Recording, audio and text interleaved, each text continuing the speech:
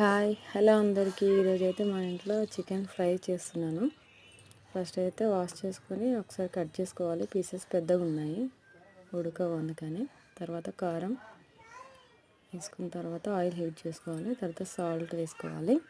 తర్వాత ధనియాలు జీలకర్ర పౌడర్ అది. తర్వాత పసుపు, తర్వాత కొత్తిమీర, కరివేపాకు, ఒకటి ఎగ్ తీసుకున్నాను, బాయిలింగ్ బాగా వస్తుంది అనేసి. తర్వాత కలుపుకొని బియ్యం పిండి వేసుకోవాలి.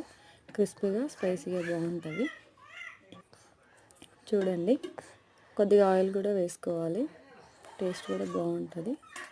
ఒక 5 మినిట్స్ మిక్స్ చేసి పెట్టుకోవాలి. తర్వాత ఆయిల్లో వేయడమే.